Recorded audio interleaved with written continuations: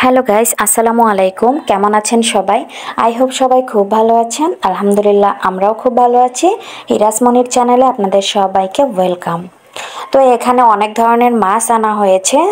আম্মু বাড়িতে চলে যাবে, তো সেই জন্য আর কি সব মাছ এগুলো এনে পরিষ্কার করে ফ্রিজে রেখে যাবে, যাতে আমার পরবর্তীতে এসব ঝামেলা করতে না হয়।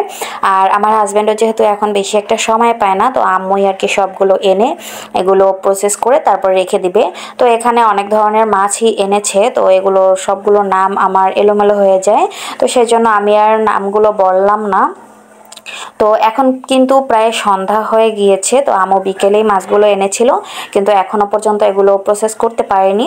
তো ভাবছে সন্ধ্যার পরে একবারে এগুলো করে নেবে। আর এখানে একটু বড় চিংড়ি মাছটা আমার খেতে ইচ্ছে করেছিল, তো সেই জন্য আম্মু এখানে 4টা নিয়ে এসেছে রাত্রে করার জন্য আর কি।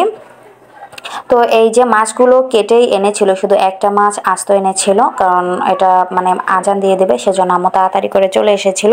আর যে মাথা এগুলো কিন্তু মানে আস্তই নিয়ে এসেছে, এটা আর কি আস্তই ভুনা করে আমার হাজব্যান্ডকে খাওয়াবে, তো সেই জন্য। আর এখানে একটা একটা মাছ আর কি পরিষ্কার করে রেখে দিচ্ছে। আর মাছটা আম্মু এমনিতে হাতেই লবণ দিয়ে ধোয়, তো আমি বললাম যে আমি সব সময় যেরকম ভাবে করি, তো সেটা আর কি আম্মুকে দেখানোর জন্য আমি বলছিলাম যে আজকে আম্মু ওরকম ভাবেই করি। তো এই যে মাছগুলো ভালো করে ধুয়ে নিচ্ছে, আর ওই যে বেসন, তারপরে হচ্ছে লবণ, ভিনেগার এগুলো দিয়ে মাখিয়ে রেখেছি পাশে। আর এখন হচ্ছে আবার অন্য মাছগুলো প্রসেস করবে। তো এগুলো করতে করতে কিন্তু আমার আম্মু অনেক রাত হয়ে গিয়েছিল। আর এত বটি দিয়ে কোটাকুটি করতে যেহেতু আমি পারি না, তো সবসময় আমরা নর্মালি মাছ কেটেই আনি। তো আম্মু যেহেতু ছিল সেজন্য একটা মাছ আস্ত এনেছে। আর এখানে ইলিশ মাছ তো আর কেটে আনবে না, তো সেজন্য ইলিশ মাছটাও আস্তই এনেছে। তো এগুলো সব কিছু আর কি এরকম প্রসেস করে রেখে যাবে, যাতে আমার পরবর্তীতে আর কোনো কষ্ট না হয়।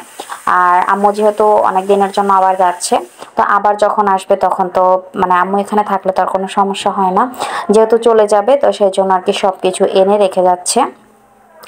তো যাই হোক, আপনাদের কাছে ভিডিওটি কেমন লাগবে প্লিজ কমেন্টস করে জানাবেন। সম্পূর্ণ ভিডিওটি দেখার অনুরোধ রইল।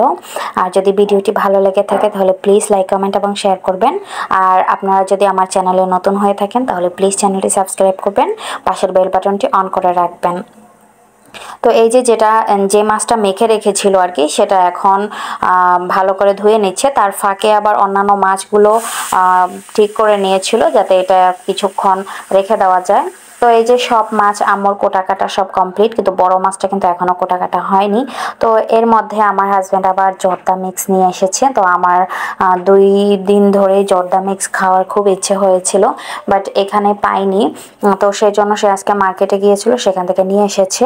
তো এটা রাত্রেই করব, বাট এই ভিডিওতে আপনাদের সাথে সেটা শেয়ার করতে পারবো না। তো যাই হোক, আপনারা ভিডিওটি দেখতে থাকেন কন্টিনিউ। আই হোপ আপনাদের কাছে ভিডিওটা ভালো লাগবে। আর এই জর্দা মিক্সটা কিন্তু আমি প্যাকেটের মিক্সটা নতুন করছি, মানে এমনিতেও আমি জর্দা কখনোই রান্না করিনি। তো বেশি যাতে ঝামেলা না হয় সেজন্য আমি জর্দা মিক্স এনেছি, যাতে খুব দ্রুতভাবেই রান্নাটা হয়ে যায়। তো আম্মু কিন্তু এগুলো করতে করতে অনেক লেট হয়ে গিয়েছিল। তো যাই হোক, আমি আর ভিডিওটা বেশি বড় করব না। তো আপনাদের কাছে কেমন লেগেছে ভিডিওটা প্লিজ কমেন্টস করে জানাবেন। তো আজকের মতো এতটুকুই রাখলাম ভিডিওটা। সবাই ভালো থাকেন, সুস্থ থাকেন, দেখা হবে নেক্সট কোনো ব্লগে। আল্লাহ হাফেজ, আসসালামু আলাইকুম।